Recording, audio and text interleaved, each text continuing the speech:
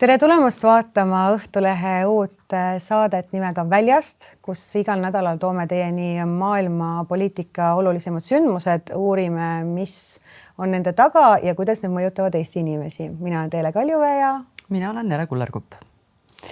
Ühesõnaga, me pidime arutama, et mis oli möödunud nädalal välispoliitikas või välismaailmas sellist, mis meile eriti eredalt silma jäi. Ja ma tooksin kohe näite, et mulle jäi silma Kaja Kallase väljaütlemine Brüsselis. Ta sai endal küll napilt sõnal sabast kinni, kõneldes Euroopa Liidu seadusandjate ees, öeldes, edasi ma seda ei kasuta, aga tema ei öelnud seda sõna edasi. And then straight to Hormuz, keeping this open for us, the question, sorry, I always get in trouble in parliament, I'm sorry, but I didn't say anything. Ma kõlan nüüd ilmselt nagu moraalijünger, kuid ajakirjanikuna leian, et sõnal on ikkagi jõud ja ei ole sobilik paisata välja, mida sülg suhu toob, et minu jaoks näitab see lugupidamatust oma vestluspartnerite suhtes ja kuidagi võiks ju neid sõnu paremini valida, et juhtusid sa nägema seda? Juhtusin nägema ja meenus kohe tema viimane nii-öelda skandaalilaadne väljaütlemine, kui ta ütles, et praegune olukord maailma poliitikas ajab jooma. Ma olen sinuga nõus. Kõrge esindaja peabki järgima väga ranget etiketti, aga lõpuks on ta ikkagi inimene, iga ameti taga on inimene ja ma arvan, et olles võib-olla ise ka nende sündmustega ennast kursis hoidmas, siis ka vahel endal tuleb kodus, et shit. Ajab jooma? Ajab jooma, jah, kui vaadata. No Kaja Kallas on kahtlemata kuidagi jäänud väga niimoodi teravalt hambusse, eriti konservatiividele, kuna ta on seal kergelt USA presidendiga, ütleme, tüli norinud, mitte võib-olla nii palju sõnaliselt, kuivõrd enda selliste emotsioonidega, enda kehakeelega ja nii edasi. Et tsiteerides Briti kolumnisti Brendan O'Neilli, kes kirjutas 1 kuu aega tagasi väljaandes The Telegraph, et Kallas on kujunenud liberaalse eliidi häälekandjaks, kelle kriitika Ameerika Ühendriikide suunal sümboliseerib laiemat lõhet Euroopa poliitilise klassi ja tavakodanike vahel. Et mulle tundub, et siin Eestis, kui ta oli meil peaminister, tunnetasin ma samamoodi seda, et ta lihtsalt ei mõistnud seda nii-öelda tavakodaniku muret, sellepärast, et ta oli kasvanud teistsuguses keskkonnas ja see lõhe oli... Nepo-beebiks nimetati teda ka seal, et räägime siis ära, et nepo-beebi tähendabki seda, et sa oled kasvanud kuskil teises klassis, sa oled saanud mingisugused sellised eelised tänu sellele, et su vanemad on keegi või su sugulased on keegi. Et kas sa oled sellega nõus, et nüüd on see Kaja Kallase efekt, mis oli siin Eestis, et tavakodanikud tundsid, et peaminister kuidagi elab mingisuguses paralleelmaailmas, on kandunud nüüd üle Euroopa Liidu? Absoluutselt. Mulle tundub, et probleem on see, et me ootame inimestena ja üldse ühiskonnana ühelt inimeselt kõike. Et ma kahtlen, et üks inimene saab olla nii sisepoliitiliselt kui ka välispoliitiliselt väga andekas, et selleks on minu arvates erinevad ministriametid. Ja kui me pidevalt muretseme, kuidas teha Eestit nähtavaks, kuidas jääda silma tähtsate onude laudade taga, siis üks selline rockstar võib olla vahel üle piiri minevate lausetega on võib-olla just see, mida me vajame. Et väga paljud ikkagi ütlevad, et Kaja Kallas on ainus see, kes neile pähe tuleb, kui me ütleme Eesti. Aga kas sa arvad, et Kaja Kallas on toonud meile mingisuguse sellise eelise kuidagi nüüd meile riigina, et ta sellel tähtsal ametikohal istub? Ma arvan küll, sellepärast, et vaadates siin ennustusi, siis öeldakse, et naiste selline ülemvõim nii Euroopa Liidus kui maailmas üldiselt hakkab aina rohkem pead tõstma ja ma arvan, et lihtsalt Kaja sai selle teerajaja maine ja ülesande endale. Nii et ma arvan, et iga järgmine põlvkond, kes hakkab samamoodi võib-olla vahel reeglitest niimoodi raputama või tormi veeklaasis tegema, temal on juba lihtsam. Nii et ma arvan, et see on ainult eelis.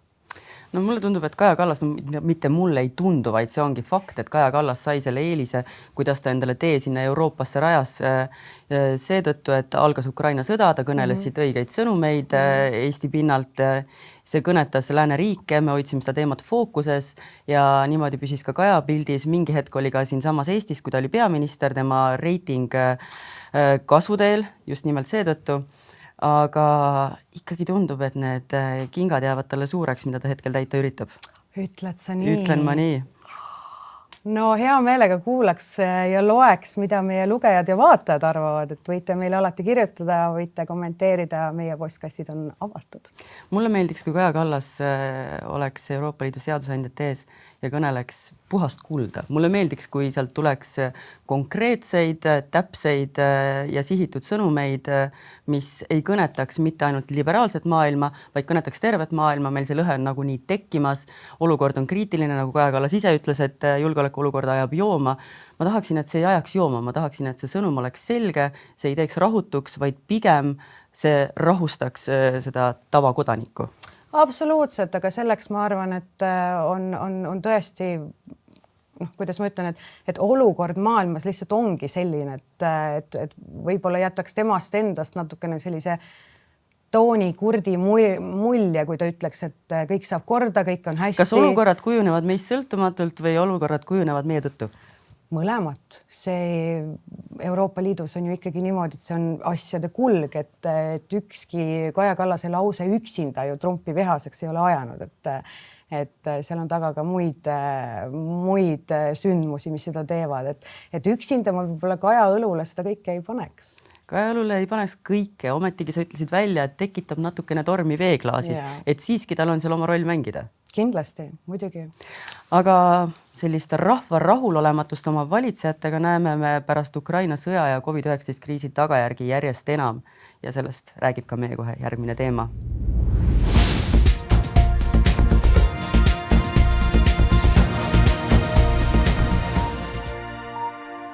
Sajad tuhanded tšehhid osalesid laupäeval riigi suurimal valitsusvastasel meeleavaldusel alates 2019. aastast. Protesteerides peaminister Andrei Babiši kaitsekulutuste kärbete vastu ja kartuses, et tema administratsioon võtab sihikule avalik-õigusliku meedia. Mis täpsemalt riigis toimub, millest selline rahulolematus sünnib ja kuhu see viia võib, seda räägime ajakirjaniku, sõjaväelase ja poliitikuga Riigikogu Euroopa Liidu asjade komisjoni esimehe Peeter Taliga. Tervist! Tere! No, ma saan aru, et see ei ole omane praegu ainult tšehhidele, vaid kõikjale Euroopa Liidus on selline valitsuskriitilisus viimasel ajal pinnale kerkimas. No see valitsuskriitilisus on ühtepidi ja teistpidi, et vaatame, kes seal Tšehhis võimus on.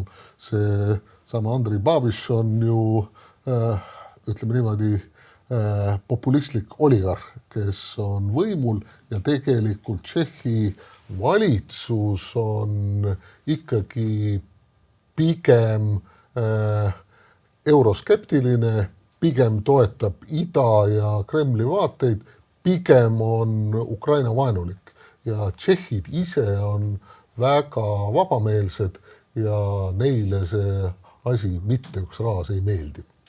Aga ikkagi me näeme Euroopas praegu seda olukorda, mis on tingitud osaliselt loomulikult Ukraina sõjast, mis on tingitud COVID-i sellistest järelsündmustest, inimeste elujärg on keeruline, et see tekitab sellist rahulolematust. Inimesed tulevad tänavatele, järjest rohkem me näeme ka siin Eestis, et toetus valitsusele on rekordmadal. On see mingisugune uus suund, mida me hakkame järjest rohkem nägema kõikjal? Ma arvan, et väga ei ole, aga kui vaadata nüüd, see on see ingliskeelne lühend FIMA, mis on välismaine vaenulik mõjutustegevus, siis mida, et konservatiivne liberaalne, see vaidlus, erinevad maailmavaated, väga jumal normaalne, et siis ongi ühiskonnas tasakaal, kui see vaidlus nagu käib ja ühtepidi valitsused mingi loogika järgi vahetuvad. Aga mis on halb, on vaenulik mõjutustegevus, mis ründab kolme asja. A. Sõnavabadust, B. Demokraatiat valimistesse sekkumise kaudu ja õigusriiki. Et see on paha asi. Ja mis nüüd Tšehhi erutab see, et küsimärgi all on nende siis ajakirjandus ja sõnavabadus. Ja kui nüüd vaadata, mida autoritaarsed režiimid on teinud, Iraanist võib-olla ei ole mõtet rääkida, et seal on kõik selge, aga näiteks Hiina, Venemaa, nüüd Valgevene, ka Gruusia, et valitsus või siis ütleme, diktaator on võtnud kõigepealt kontrolli alla ajakirjanduse, selle kaudu võtnud ära sõnavabaduse ja siis asunud valimisi mõjutama või ka mingites riikides lausa võltsima. Ja ja see toob omakorda kaasa korruptsiooni ja selle, et õigusriiki ei ole. Ere näide on Ungari. Venemaast ei ole midagi rääkida ja Hiinas on see selline sotsiaalne hindamine ja kontroll hoopis efektiivsem, aga see hiinlase peaehitus ja Hiina ühiskond on ka hoopis teistsugune kui meil siin vabas maailmas. Kui me räägime rahulolematusest, siis mulle tundub, et uue põlvkonna tulekuga selline vaikne leppimine Prantsusmaa näiteks, kui inimesed tulevad tänavatel, võib äkki sageneda. Kuidas te ise arvate, et kas selline meeleavalduste laine võib olla meid varsti tabamas? Nagu Eestit või? Üleüldiselt Eestit ja ümberriik. Prantsusmaal on ju inimesed kogu aeg olnud tänaval alates Prantsuse revolutsioonist ja kui kuskil mujal Põhjamaa rahulikes ja igavates Põhjamaades on demonstratsioon, siis Pariisis pannakse ka autosid põlema. On seda varsti oodata ka siia põllumeeste? Põllumehed juba käisid ja mingi mõte neil seal oli ja kindlasti nad ka midagi saavutasid seal ja põllumajandusminister, maaelu ja regionaalminister on sunnitud siis valitsusse minema asjadega ja valitsus on kindlasti sunnitud vastu tulema, aga seda sellist ehk meil on ju kokkupõrkeid ka olnud meeleavaldustel, aga mul oleks ikkagi väga raske uskuda, et ilma välismaist mõjutustega oleks vägivaldsed kokkupõrked. Aga kui me räägime nüüd aastast 2007 ja pronksimässust, et nüüd on see vist isegi nagu niisugune avalik saladus, et Vene eriüksuslased aitasid korraldada seda siin Tallinnas. Aga tundub teile, et selline tänavale tulek, enda soovide valjuhäälne avaldamine on ühe küpse ühiskonna tunnusmärk ja kas eestlane on liiga selline vaikne, liiga endasse tõmbunud selleks, et minna tänavale, et pigem lööb kodus rusikaga vastu laud ja ütleb jälle? Meeleavaldused täiesti demokraatlik, ja täiesti normaalne, et siin ei ole nagu karta midagi, aga nüüd on jälle vaja mõelda, analüüsida, et mille vastu me siis meelt avaldame. Ja kui me võrdleme nüüd Eestit ja Soomet, siis meil on kuidagi nagu lühiühendus, et riik on halb. Soomlane reeglina ei ütle, et Soome riik on halb. Teab, kuhu pahameelt sihtida? Ei, soomlane ütleb, et valitsus on see, teine ja kolmas. Ja mulle see Soome lähenemine väga meeldib, et valitsus, kuigi nagu otsapidi valitsusliidu poliitika, et valitsust võib kritiseerida nii palju kui tahad, aga riik, see riigi tunnetus, riik, see oleme meie. Kuidas ma ütlen, et mina olen halb?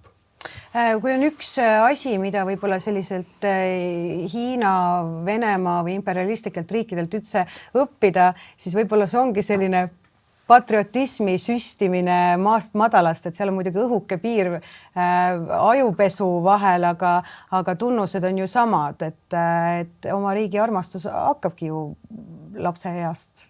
Ja aga Soome on väga hea näide, et kuigi naeratavat soomlast on keeruline näha, on nad maailma kõige õnnelikum rahvus või rahvas ja inimesed on uhked, et nad elavad miskil maal. Kui me räägime Hiinast, siis see Hiina mõtlemine on hoopis teistsugune, sellepärast, et kui nüüd võrrelda, siis Hiina on pigem nagu sipelgapesa, et seal ühel inimesel ei ole mingisugust väärtust, et kui sipelgapesa ühe osaga midagi juhtub, et põleb maha näiteks, siis sipelgad tulevad, parandavad, elavad edasi, et see on selline nagu organism ja seal on täiesti tavaline see jälgimisühiskond, et kõiki jälgitakse, hiinlased teavad, on sellega leppinud.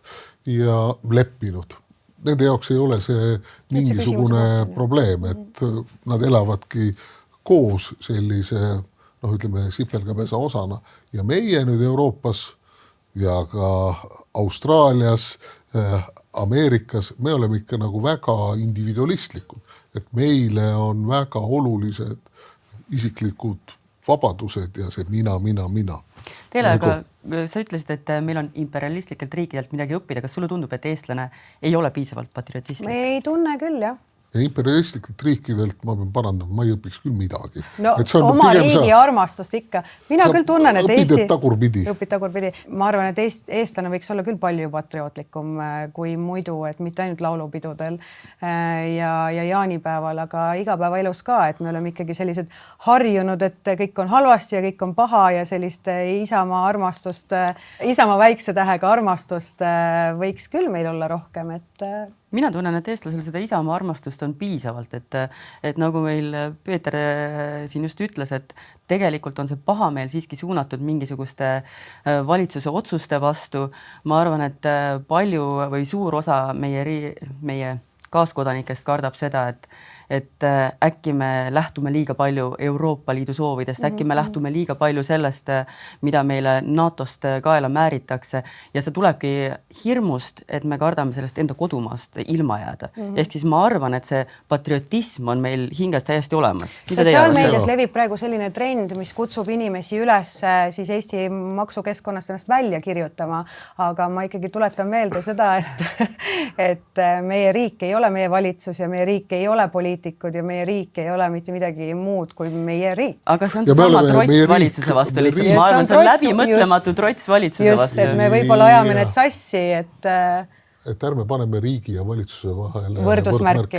Valitsust võib kritiseerida ja see on väga demokraatlik. Aga nüüd paar asja patriootlikkuse kohta, et tegelikult me oleme väga patriootlikud, aga nüüd ongi see sama asi, et mis see ühisosa on, laulupeol tuleb see välja, et mu meelest, et seda ühisosa leida, et sest laulupidu peaks olema vähemasti 2 korda aastas, aga see muidugi on selline nali, aga kui tõsiselt rääkida, siis kriisi korral ikkagi inimesed on koos ja seda näitab ka tegelikult tohutu kaitsetahe, et kui vaadata avaliku arvamuse uuringuid ja see, et kui palju inimesed on vabatahtlikult nõus panustama Kaitseliitu ja Naiskodukaitsesse. See on ju puhtalt vabatahtlik organisatsioon ja nad panustavad oma aega ja ka oma raha, et paljudel teistel riikidel sellist nagu organisatsiooni ei ole või nad siis üritavad ehitada. Põhjamaades ka on, aga need on ikkagi protsentuaalselt ühiskonnas märksa väiksemad. Ja nüüd see jutt, mida te siin ütlesite, et NATO surub meile midagi peale. Ma ütlesin, et paljudele tundub sedasi, et see võtab justkui meilt kodumaalt midagi ära. Aga see on nagu puhas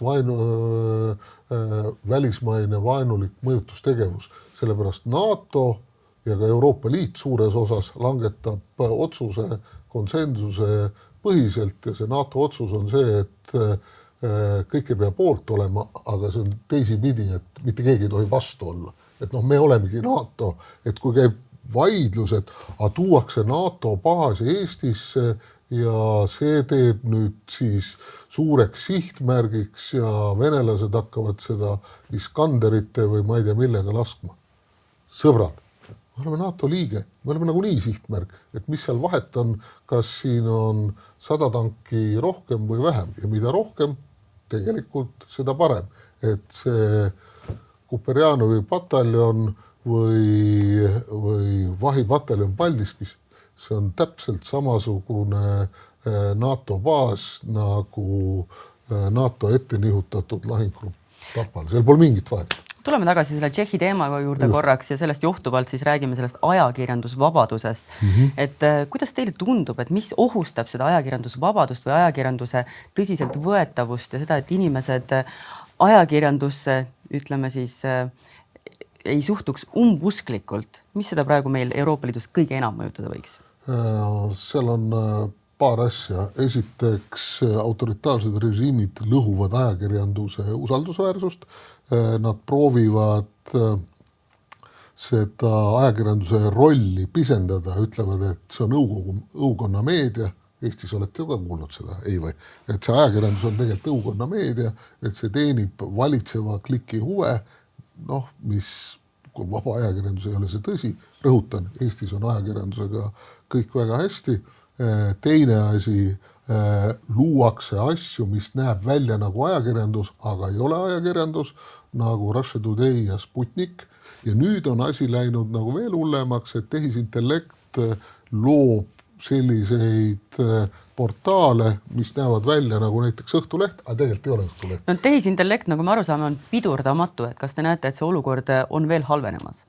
Nagu ma ütlesin, et võib minna hullemaks küll selles mõttes, et kui meile tekivad personaalsed abilised, kes aitavad meil otsuseid teha, koostavad dokumente, otsivad asju, ostavad piima, et siis ühel hetkel nii palju on puudu, et nad valimistel ütlevad ka, et valige poliitika A või B, Ja seda me näeme väga palju TikTokis ja Instagramis. Ja täpselt kuskil sotsiaalmeedias selles uudiste virvarris ja infomüras on lõpuks sellel tavainimesel väga raske välja filtreerida, mida uskuda, mida mitte. Usaldusväärne nii-öelda ajakirjanik, kes ütleb, et näed, tegelikult Venemaa ja Hiina on tegelikult väga sõbralikud riigid. Kõnelevad sulle sõnumeid, mida sulle meeldib kuulda, kõige muu keskel siis ka natukene ka mingisugust sellist. Mina tahaks elada ikkagi riigis, kus otsuseid langetavad võib-olla kõlab õõnsalt, aga poliitikud, keda on valinud päris inimesed, mitte et otsuseid ei tee kas meretagused või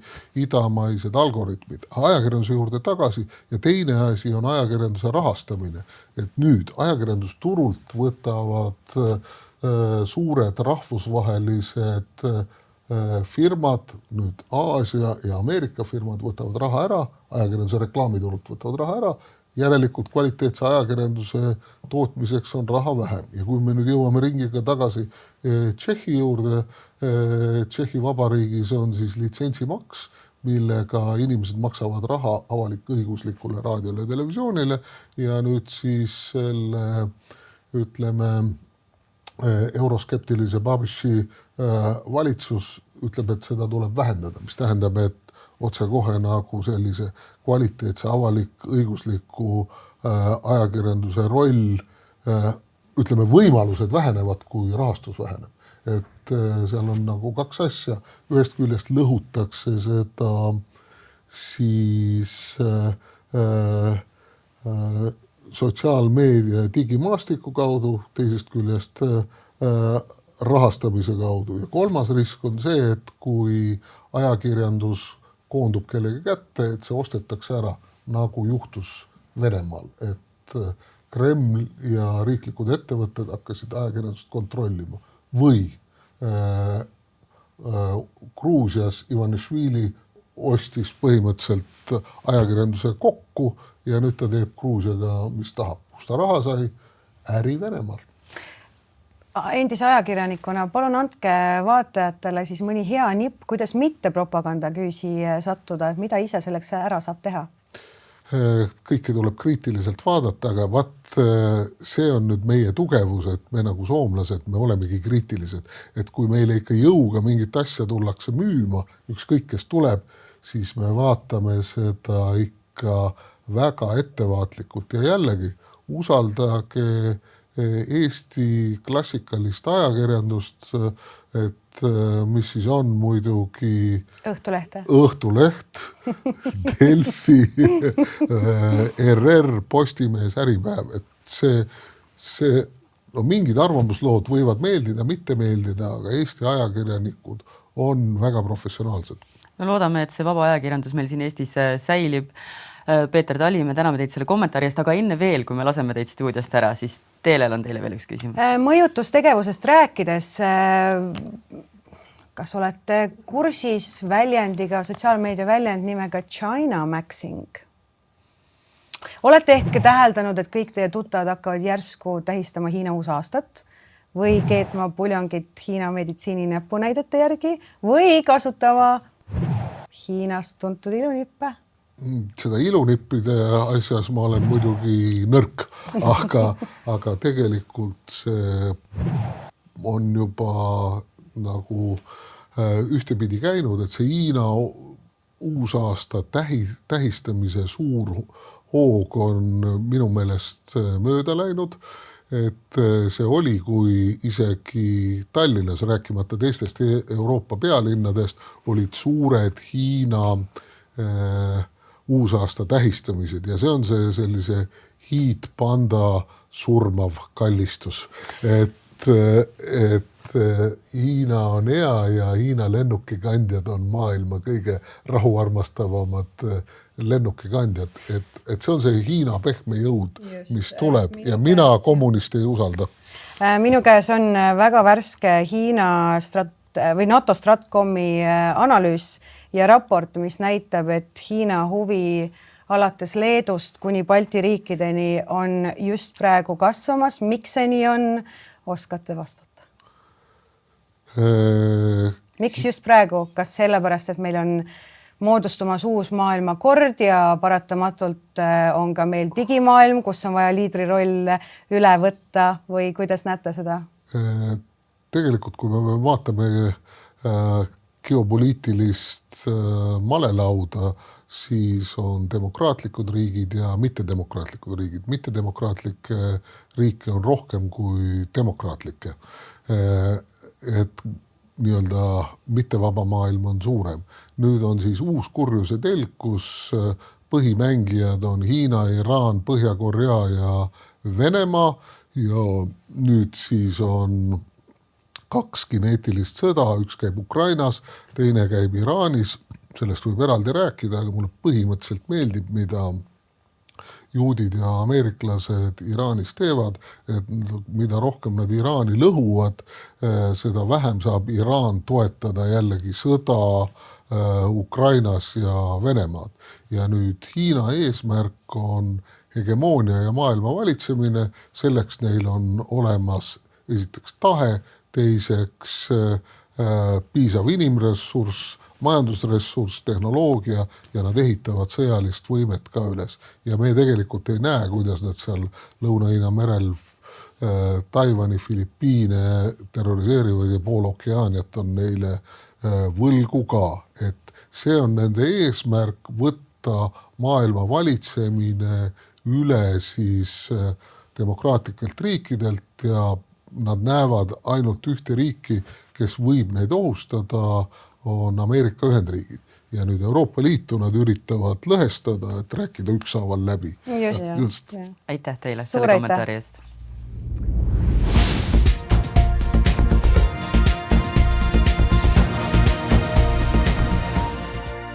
No teile see selline pehme Hiina pealetung, et mis sa arvad, et kas see on tõepoolest nii ohtlik või miks mitte süüa näiteks seljankat, mis tuleb Venemaalt, teha natukene Hiina tantsu, noppida erinevatest kultuuridest, mingisuguseid selliseid pärle, sealjuures kummardamata erinevaid nagu riigikordi, et kas sa arvad, et meil on praegu selline ignorantsema või rahumeelsema põlvkonna peale tulek, et kes ei oska seda ohtu näha või vastupidi, et nad lihtsalt tahavadki midagi muud?